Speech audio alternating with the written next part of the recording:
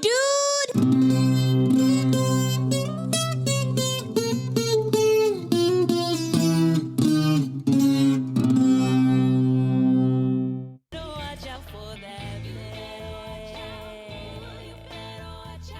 Woo-hoo-hoo. Damn, dude. What up, everybody? Welcome to the Damn Dude Podcast. And that was a clip of the Homegirl's new song, Watch Out for That Man by Crystal Lawton. Damn, dude. I just want to give a shout out to her because that song is ill, and I've been slapping that over and over and over, and I highly recommend everybody go go purchase the download because we got to support the Homegirl, and that shit goes hard. So, what up, everybody? Hope you guys are having a beautiful day today, and welcome to episode 42. This is the Damn Dude Podcast. Damn, dude. Where we have the conversations that need to be had in a way that'll make you think and say, damn, dude. Damn, dude. You know what I mean? Really, we're here to provide at least a good 40 minutes to an hour plus of a window to be able to view the world and life just a little bit differently. Damn, dude. And I feel like that's where the magic happens, and that's where life takes place, is because we are having conversations that paint pictures that give the chance to obtain and experience mental clarity. Damn, dude. So that's what the show is for. You know, it's for the purpose of giving us that opportunity to give us a break, to go outside of ourselves and not have to, you know, kind of give us some tools and stories and things like that to be able to transform things within our own daily life.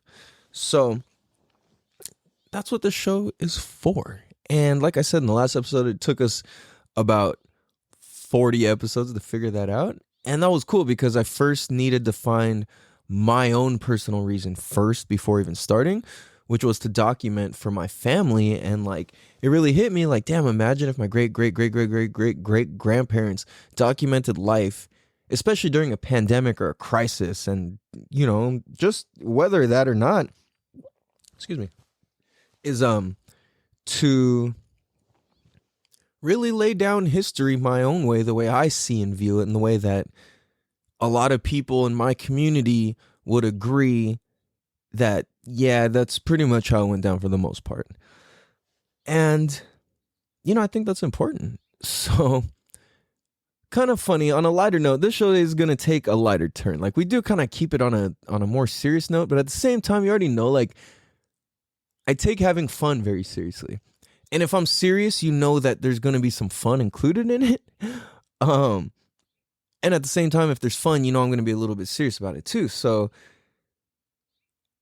where I was going with today's episode was something that's just so funny. And it's talked about amongst certain ethnic communities, but it's not like an out there joke that everybody even gets, which is what? What do you guys think? I'm talking about ethnic remedies. Damn, dude. Okay, what do I even mean? Some of you, this isn't even funny because they're like, yeah, like, of course, what do you mean? Like, other of you guys are like, what do you mean? Like, what does that include? And if you have to ask, then you didn't grow up with it. Because if you grow up with ethnic remedies, you know that the number one cure to any getting sick or being sick or anything is number one, drink water. Damn, dude. You already know. How many times have you had an Asian, a Mexican,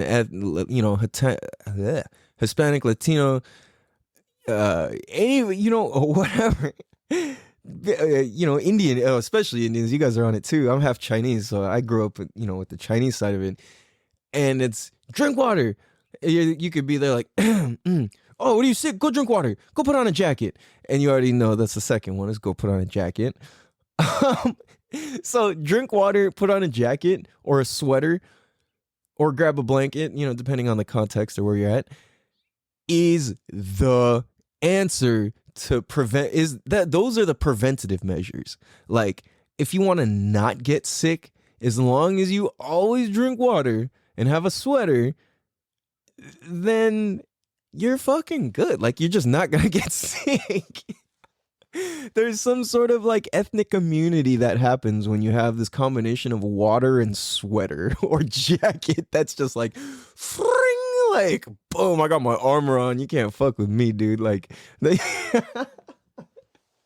if you know what I mean, like you know what I'm talking about. If you know what I'm talking about, you know what I'm talking about. So, I'm curious, is it like this around the world too? Like, so the other part of it is, okay, so let's say you actually get sick. Boom. Oh no, you actually got sick. You walked outside with wet hair and no sweater one time when it was 96 degrees out, and you didn't drink water and you got sick and because you didn't listen to grandma. So what happens when you get sick if you're in an ethnic household? So, as some of you might know or recall from the early episodes, I myself grew up in many different cultures and families. So I'm half Chinese, half Norwegian. I grew up with my own culture and family. And then next, my biggest influence was I grew up with a black family, and that was my second biggest influence. Then next would be Mexican families and Filipino equally. Growing up in those households. And when I say growing up, I don't mean just kind of being around here and there. I'm talking about like I was there with, like, when chickens would jump the yard and we shoot them and we're butchering them and fucking, everyone's in a line to get spankings, like the whole thing. Like that's like that type of shit. Like I wasn't allowed to leave my seat till I finished my fucking okra and ham, and you know what I'm saying? Like I was really fucking like doing the real shit. So that's why I even feel safe or comfortable to speak on this topic, is because I really have been in all these houses and families and dinners and settings. And it's like, I'm not saying I know everything. I'm not by any means. I'm just saying I have some experience that's unique. And especially growing up in this town, Mecca Town, Mira Mesa. I know Mira Mesa. We were so lucky to grow up with the amount of diversity that we have here. Holy shit. Damn, dude. The amount of diversity in Mira Mesa is insane. Absolutely insane. Like, all of the white dudes know Vietnamese bad words and Tagalog bad words and fucking at least those two, and some Spanish bad words because we were in Southern California. And then every person of every other race knows all those bad words too. It's like every person in Mira Mesa knows fucking like tomai, like you know what I mean, like contact, like bro, like you know what I mean, or fucking calling people fucking what, like putangin mo, like what was I gonna say? Shit. Fucking, like we just knew all the different phrases. Peg mabaho. You know what I'm saying? Like, bro. So, yeah, and so so this is interesting too, right? So it's really interesting in Mira Mesa, and in a lot of Asian communities, people will say the N-word, not with ER, but with the A at the end. And it was like that growing up in our community too. A lot of people did, and the black people were never mad about it because they called us that, and we would call them that. I used to say it. It's not something I'm proud of, but it was just something, it was just kind of a way that we lived back then. It didn't mean anything racial. And I know that's really controversial now, and it's like, yeah, and I get there's energy behind words and this and that and all that. Yeah. Well, I'm on a different tip now. But it was legit, like, out of love, it was like, yo, like, you know how to talk, like, we speak the same language type of shit. And I'm getting way off track here, but you know what? This is what's real. Like, this is so real. And it's funny because I felt myself being like, oh, this is really touchy. Maybe I should shy away from this. But no, let's just fucking jump deeper into that. That was nowhere near in my notes. But like, for example, dude, like I remember I was a little kid and my best friend's grandpa is black, and I remember he smoked a gang of cigarettes. And in school, they taught us, and keep in mind, in school, it's all different races of people. So it's like, it was never weird for somebody to be different looking or different skin color or anything. You know, it was like everything was legit out of like kid curiosity. I remember I was a little kid. Now, full disclosure, I get this could, if you take this the wrong way, yeah, it sounds terrible. But at the same time, I was a little ass kid and I did not know. And I took what they told me in school and I said 1 + 1 is 2. And I asked a fucking question that's very inappropriate. And I'll tell you what that is because I'm going to keep it real. And like I said, this had nothing to do with race whatsoever. It just was like I was curious as a kid. I didn't know. So my friend's grandpa was black. He was one of the darkest dudes that I like. He was pretty dark. He was one of the darkest people I'd met at that point in my life. I was like 6 years old, 5 years old maybe. And in school they had told us if you smoke a lot, then you know, your lungs turn black and things turn black and stuff. And I was like, and I asked him, I was like, are you like dark black because you smoke a lot of cigarettes? And he just started cracking up. Fucking Pops literally just rolled out of his chair holding his gut, like crying, laughing. And I didn't get it. And I'm standing there like, it wasn't until that memory hit me at one point out of nowhere when I was an adult. And I was like, holy fuck, I can't believe that happened. And I went and I told my homie immediately, I had my homie Puff like, bro, like, dude, I said this to your grandpa. Can you believe that? He's like, holy shit, you're right. Like, damn. And I was like, damn, that's pretty funny, actually. Like, it was so innocent, you know? But he was just crying. I don't think he ever even answered me. He was just laughing. And I was just like, okay, I think I get it. Like, I guess not, you know? And no, it's interesting because like I look at all these different things that different ethnicities do, and being half Chinese and half Norwegian, it automatically puts me in a really weird place. Because growing up in Mira Mesa, I know Mira Mesa. It's predominant. Well, I should say it was at least, and it might. I don't know about now, but before it was predominantly Asian. Now there's a lot of Indian people here, a lot of white people here too. And it's just still very mixed though, actually. I mean, ultimately it's very mixed, but it certainly had its ratios before, you know? So I just remember like observing things differently because some things would be automatic to me just due to culture. And then other things would just absolutely be like, why are you doing that? And it was... it kind of made me an outcast to question certain things. You know what I'm saying? It kind of put me in a weird place because I would notice things. I would go to like white people's houses and you don't take your shoes off when you go in. And it's just kind of general understanding that it's like, yeah, we're not going to spend any time on the floor. Like the floor is dirty. We don't fuck with, you know, it's like, cool. Everybody kind of understands that. And then in an Asian family, it's like, well, not necessarily that you're going to roll around on the floor, but they just don't want the floor dirty inside. And it's like, all right, cool. Preferences are preferences. Nobody's really right or wrong. I get both sides, but I would ask questions about it when I was a kid. Little things like that, you know? It's like, well, why did this? Why that? I would also notice different things like why would they say hi and bye differently? You know, why would it occur differently? And then when it comes to like, again, kind of back to the remedies. This is a long, like, roundabout to get back to that, which was put on a sweater, drink water, those two things. So if you actually get sick, boom, what do we have next? If you're actually sick, let's say you went out without your water and your jacket and whatever, 7-Up, Vicks, and... So 7-Up and Vicks, I don't know why the fuck 7-Up is really not good for you. Like it's really, or Sprite, whichever one. 7-Up is usually, everybody thinks 7-Up's better than Sprite. I don't, that was an old school thing anyway. I don't know. I think because the company advertisements were cooler for 7-Up back in the day, especially when they had the little spot and it was all animated and all that shit. That was pretty cool. And then the make 7-Up yours and all that. And then Sprite had Kobe Bryant, all that, and Drake and this and that, but it was like more serious. So I don't know.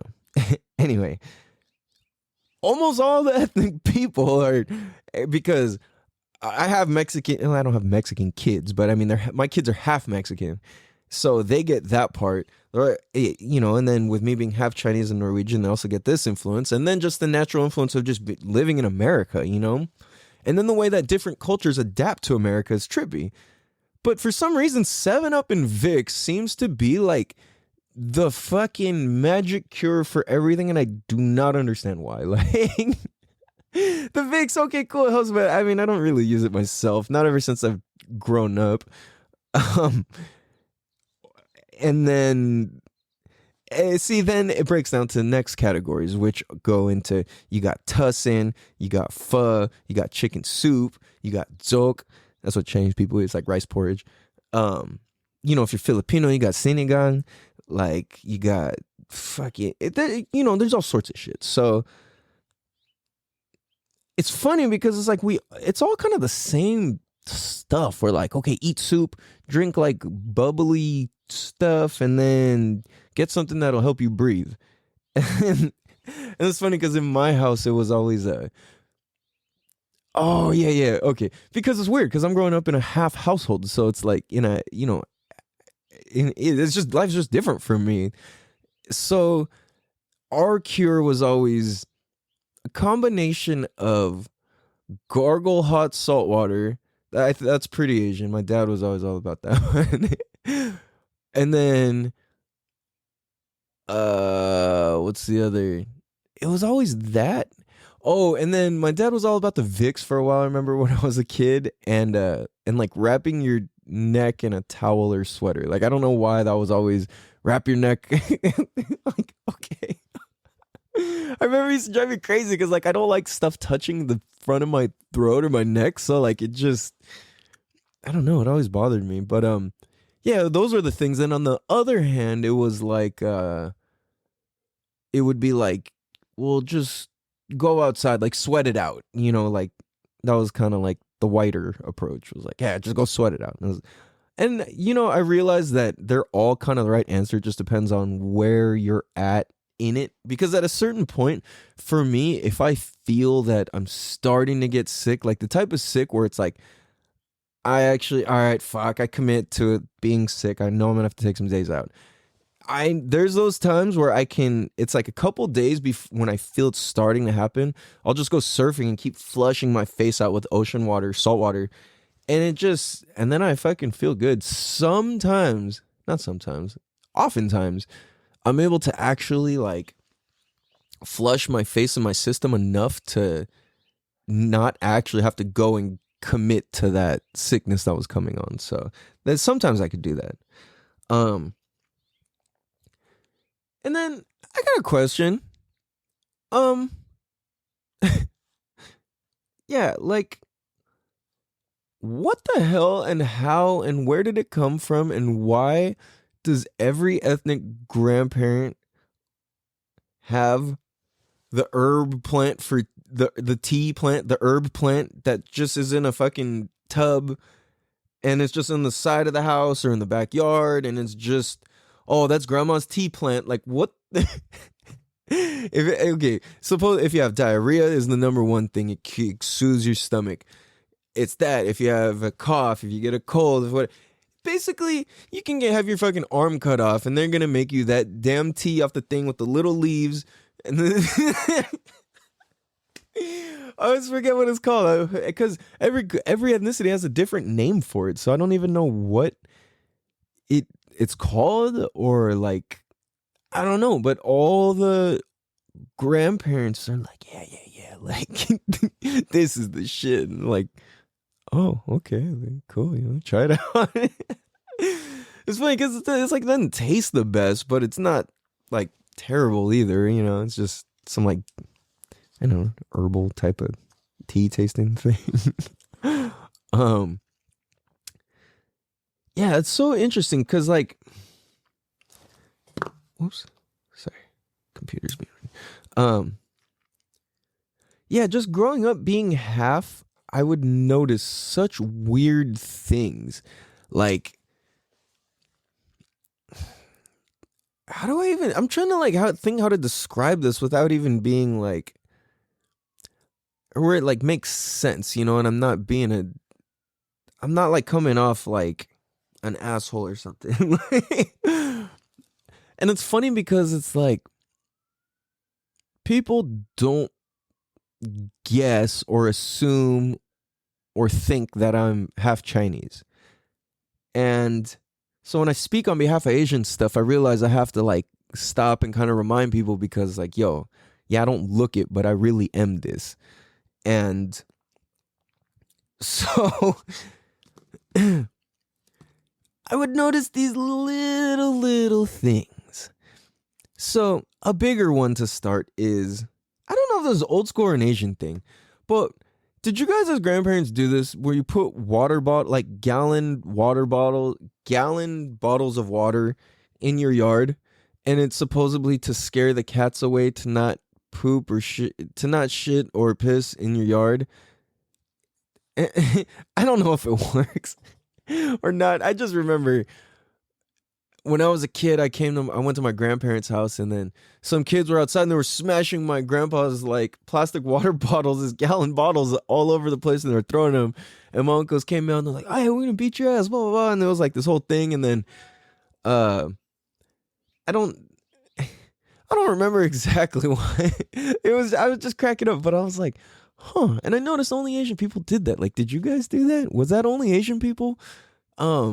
Did anybody else who's not Asian do that? Like, let us know if you in the Apple Podcast comments section, leave a 5 stars review first, obviously, and write down, yes, we had the water bottles, no, we didn't, and leave what culture or ethnicity were, because it's kind of funny, it's kind of interesting. But those damn water bottles, dude, it made the yard so ugly, you know. It's just like, dude, I don't think you need that. Like, was that an old school thing? Like, I just remember older Asian people being all about it. And they said because the light goes in the water and it makes them scared and causes a reflection. Something like that. Oh shit. Yeah, I don't even know. It's pretty funny though. But we're gonna take a quick break. I'll be right back here. Damn, dude. What's good, everybody? Welcome back. And again, this is episode 42. Appreciate you guys tuning in. Man, I realize I've been working my ass off, and I've actually been loving it. It's really interesting that when you find something, how do I want to say this? Because I want to say this the right way.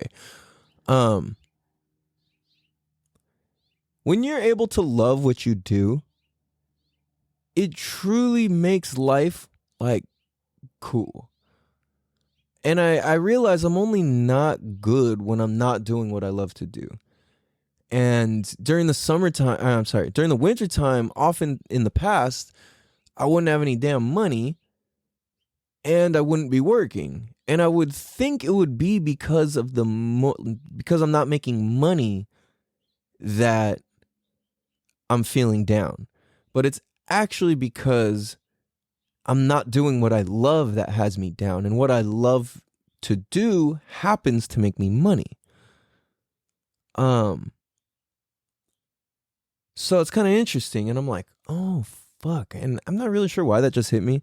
I think because right now it's like I'm not really getting paid for this podcast. I've made $5 off this podcast so far.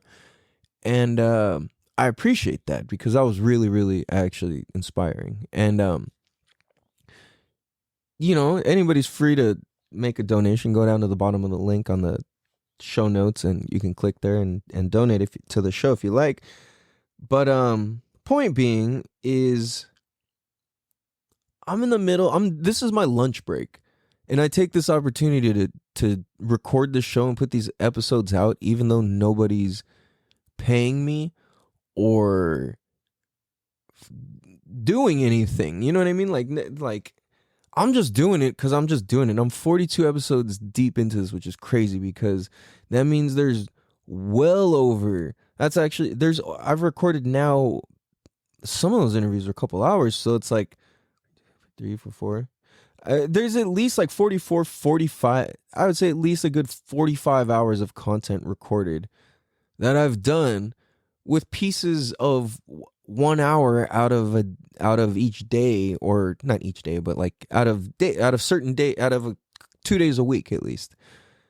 And it's pretty crazy. It's like, what the right reason why to do something. Like, for the fact that I'm not getting paid for this, I'm working my ass off teaching 20 something kids at the moment. I'm in the sun and water 24/7, like literally from morning to nighttime. And I'm matching different kids' energies all day. And this is the thing, is teaching kids and showing them life-saving skills and providing parents with peace of mind is like so badass for me, because I really realize that, because I'm like, now I still have the freedom and power to record all of this, even though I'm working that much. Like, I am working a lot. Most people who've ever tried to come with me on a day or train with me, like, they can't hang. They're so beaten. They need to rest or a nap or to take a break on the last half of the day, or, like, oh, okay, well, I'll come to the second half with you tomorrow. It's like, it's a lot, dude. It's a lot.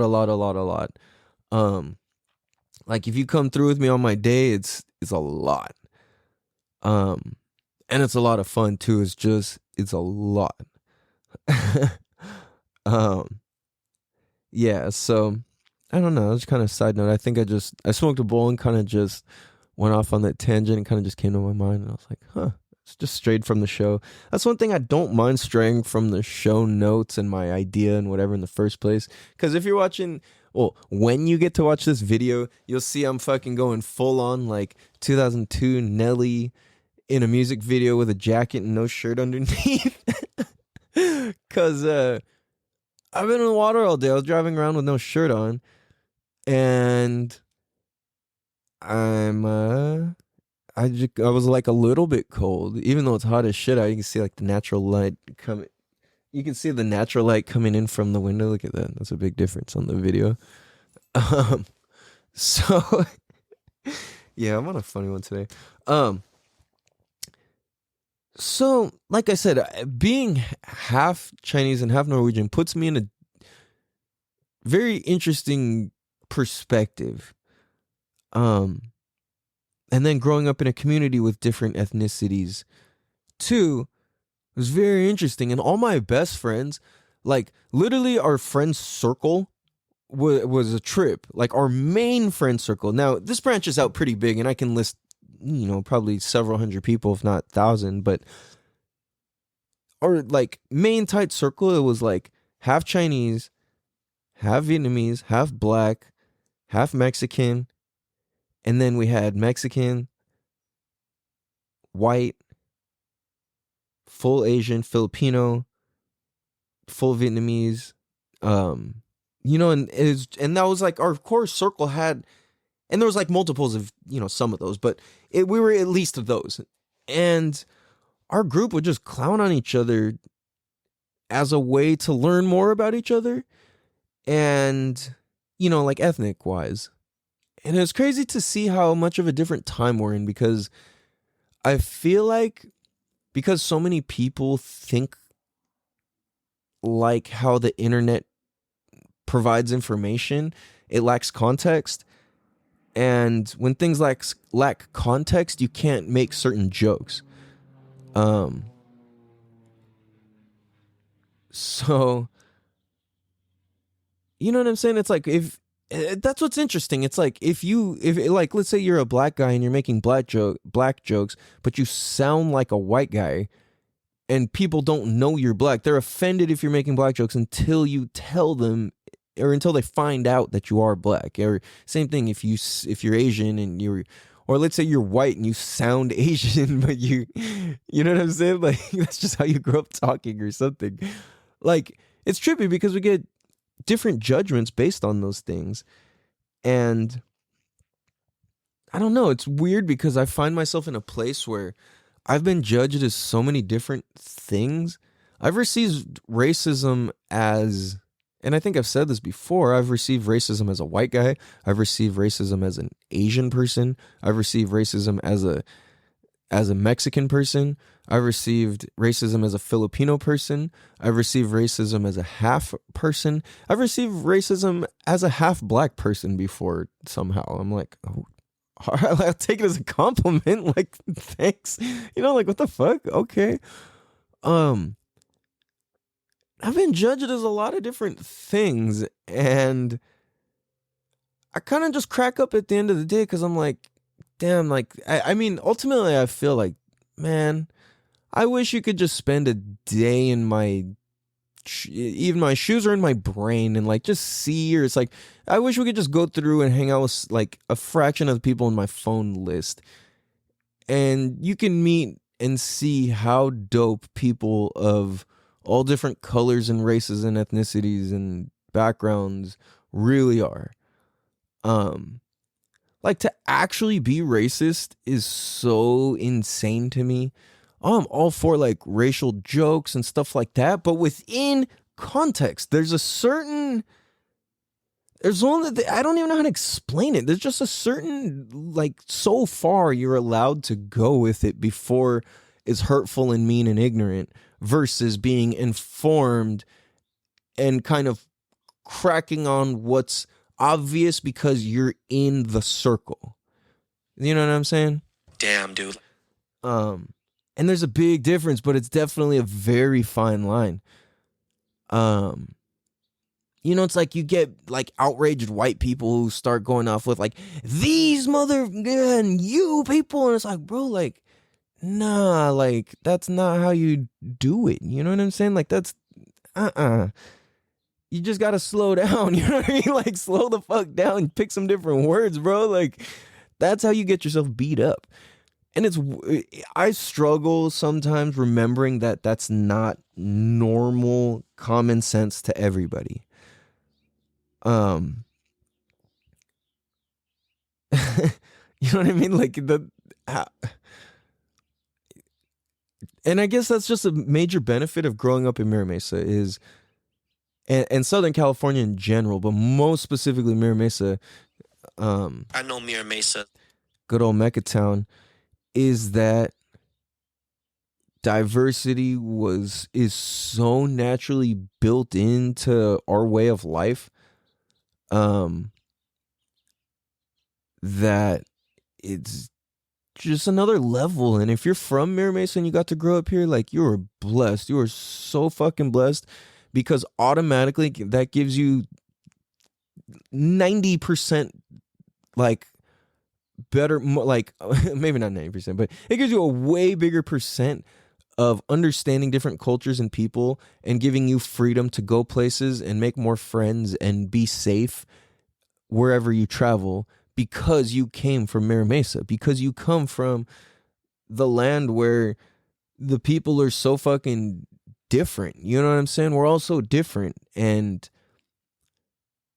it's interesting because we all have, when you meet somebody from Mira Mesa, you know they're from Mira Mesa. When they're like really, really from Mira Mesa, like, there's definitely a vibe and I can sniff it out a mile away. And, you know, if you're from here, you know what I'm talking about. And there's a certain vibe, dude. And there's an understanding of like, yo, man, like, we're all here to bring what we have forward. You know what I'm saying? I love tasting fucking all the different flavors of the food and from all the different cultures. Like, do you know how fucking blessed I feel to be able to get fucking Indian food? I can get some whatever I want. Like, we got all sorts of bomb Indian food. I can get Filipino food. I could get fucking Mexican food. I can get Vietnamese food. I can get Chinese food. I can get American food. I can get Korean food. I could get different types of Korean food. I can get different types of Asian desserts, American desserts, all the different types of Asian desserts. You know what I'm saying? Korean, Japanese, Chinese, Filipino. Laotian, Laos, um, fucking Hmong, Cambodia. You know what I mean? Like, dude, we're so lucky to have these grocery stores around us. Like, hell of us take them for granted, dude. Like, to be able to get fruits, some of the fruits that we have access to just out of these grocery stores is crazy. Like, we're so lucky, dude, to be able to find some of the fish. Like, I don't really fuck with fish that tough, like, not crazy shit, but like, I mean, I do when I go to the jungle, but like when I'm at home, nah. um, so you know, but being from here is a blessing, dude. And I always say, like, if you want to start to learn more about a different culture or ethnicity, start with food, dude. That's you can't go wrong. Like, think about this. Like, what fucking typical American man doesn't love talking about grilling fucking steak? You know what I mean? Like, that's so stupid, but at the same time, people like, oh, yep, it's like such a fucking high honor and such a like, oh, this is the king of the grill. And it's like, homie, like, everybody's the king of the grill. Just that just means you're cooking. And we do this to let dad feel special because, oh, you're the king, like, oh yeah, look at that char. Oh man, look how pink that is on the inside. Like, damn, you are a genius. How did you know to cook steak shorter rather than longer? Like, oh my God. But it's so funny because it's such a high honor to be on the grill.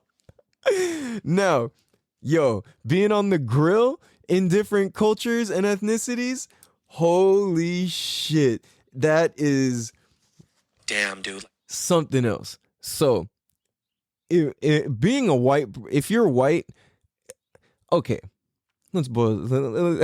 I never really thought about this like this. So, I'm thinking of all the different people who grill.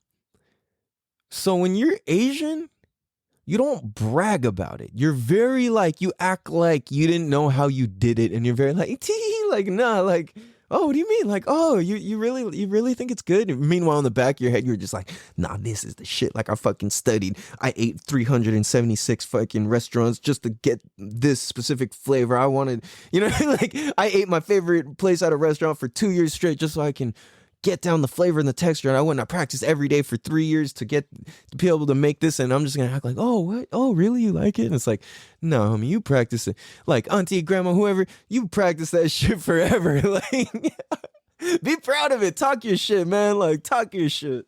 But yeah, so Asians on the grill. You do get in the Filipinos, you'll get the uncle or the cousin who will talk their shit. But their shit talking's different. Theirs is like, I hold the secret to this shit. Nobody can do it better than fucking Uncle Junjun. Like, you know what I mean? Tito Boy. Like, nobody can do it better. So, you know what I'm saying? Like, nobody can do it better than Tito Boy or Uncle Larry or, Tito Kuya Larry. He always got the secret recipe, huh? The secret recipe. Oh, yeah, like, oh, this one's the secret. I put the Dr. Pepper and a little bit of Sprite. Oh, that kind of got a Mexican accent on it, but you know what I'm saying? Oh, yeah, you always go, oh, a little bit of Dr. Pepper, a little bit of Sprite. Like, hell yeah, those skewers are fire. Like, fuck yeah, give me, Uncle, like, let me get like 14 of those, please. Damn, dude. Okay, so then there's that. But you don't ever really know. He's always got like 40 more steps behind it. It's really not just the Dr. Pepper or the fucking, sometimes, oh, it's the orange peel. Or it's the lemon zest. Or, put a little bit of black pepper. Like, I was like, why can't I not do Filipino accent right now? That's terrible. I'm sorry, guys. But you get the joke. The joke is funny. So, you say, oh, a little bit of ginger. Okay, back on track here. So, yeah, so generally though, the Asians keep it low key with the girls, kind of, oh yeah, she's fire. See, but then if you're more gangster too, it's like, oh hey, cut know how to do it, and it's like, oh yeah, damn, this shit cracking, cut. Everybody's going, hell yeah, oh no, he got out the pen, he been practicing on them shits for like, the last 17 years. You know what I'm saying? Like, and um, and then the white guys, they are all about talking about the technique out loud. And it's a tie between who's prouder between black dudes and white dudes about over their grilling. Like it's a tie over who's more proud. But I'll tell you, nobody grills like fucking uncle with the leather sandals and the crusty heels. Whoo! Damn, dude. For real. For real. And but white guys on the grill are the funniest, dude, because a lot of times they'll talk a bunch of shit and it's actually wrong. Okay, and not okay. In a good amount of my experiences that I've lived through. Now at the same time, some of the white dudes have cooked the best fucking chicken or steaks that more specifically steak, that I've ever had. Yeah, it's crazy. I don't know. It's just so funny. But grilling, it's such an honor. That it's so funny. It's so trippy. And then I think too, it's kind of weird is like that leads into like, if you have a vegan in your family and you're ethnic, like that's tough, man. Like good luck and props to you if you can be vegan or vegetarian in a super ethnic family and family parties and shit like that. I had a homie. Yeah, I got a homie who he freaking went hardcore vegan, and in a hella Mexican household, and he got his shit tough, but he stood his ground, and like ended up getting like vegan tamales and shit like during Christmas and stuff, and it was pretty cool. So yeah, more power to you if that's your path and that's what you're onto. I do believe in the power of plants. At the same time, I do see how meat is a good thing to a certain extent. The right kind of meat. There you go.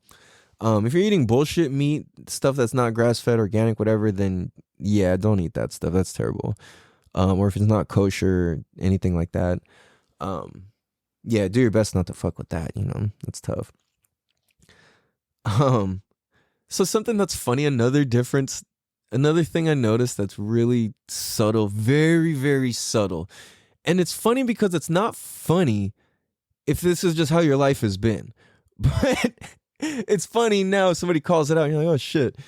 So white people in the blue cookie tin, the Royal Danske. I don't even have, I always call it the Royal, or people call it the Royal Dank.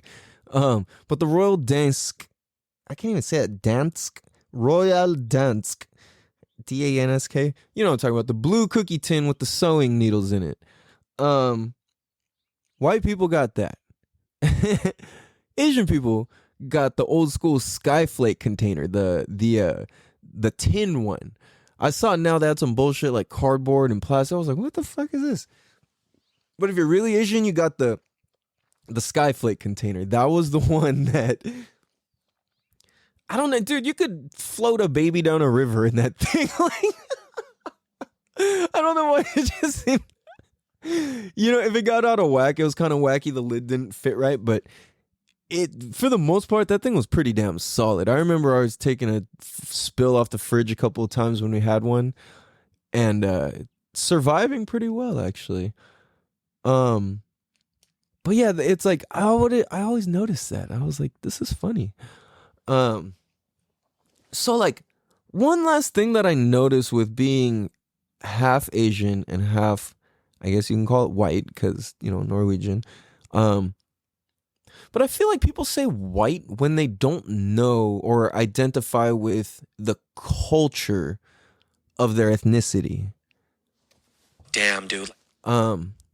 Like It's interesting, like being black or white. Like, I'm not really a fan of either of those words in particular because it's kind of like, I don't know. I mean, like, unless you don't know where your ancestry comes from, your lineage comes from.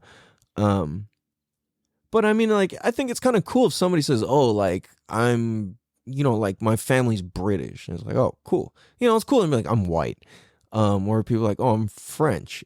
I'm from Italy. Because being white you could be anything. Like, I'm half Chinese and I'm white. Like, that's, it's so weird. So it's like, not like, what do you actually, It's like, shit, if you're black, like, are you Native American? Are you from, like, are you Kenyan? Are you know what I mean? Like, what are you? Um, I don't know. It's just kind of more exciting and it's more personal. I think it's kind of tight. And, definitely be thankful if you know. If you don't know, it's all good. And it's like, fuck it, just roll with what you're comfortable with ultimately. Um, but I do like that, when people, I don't know, it's kind of cool. It just helps. I don't know. It kind of just brings a little more understanding a little quicker, I guess. I feel like, and it's just interesting. Yeah, above anything else, just interesting. It's always cool. It's like, damn, what's life like back where your family comes from? Like, what's it like in your house? What's this like? What's that like? Um, wow, my homie just hit me with the, I got a couple messages. Somebody at my homie was at, I used to rent out bounce houses back in the day, and that was maybe like 6, 7 years ago, 8 years ago now, maybe 6, 7, yeah, maybe 8 years ago now, maybe not that long, 6, 7 years ago, yeah, I used to rent. Damn, that's crazy. Um, yeah, you never know how like far word of mouth travels and carries and all. That's kind of interesting. Um, but so the last thing that I noticed being half Asian and half white is when we would say bye to each other.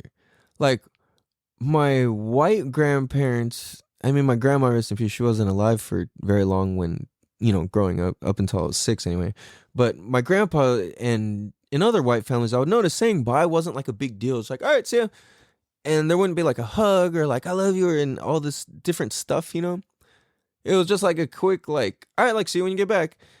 And, nothing wrong with that. And then when in the Asian families, it was like, all right, it was like, they say bye to you in the kitchen, they say bye to you at the hallway, they say bye to you at the doorstep, then they walk you outside to your car, then they say bye to you at your car, and then you drive down the street, then they say bye to you at the end of the street. And it's like, damn, and then they're waving until you're like fully around the corner. And I would always just be like, why is it like that? I would ask my parents, like, like, they didn't really know what to tell me. Like, I don't know. That's just how your grandparents, your grandpa says bye, your grandma and your uncles. And then on the other side, I was like, oh, that's just how they say bye. I'm like, oh, okay. Interesting. And then growing up, we would even notice, like, our Asian friends would always be saying bye a bunch of times. And then our white friends would just be like, wait, not always, but more prone to just be like, all right, later. And then just turn around and disappear and just be like, where did, where and it's funny because my friend Hoochie just hit me up about the bounce houses.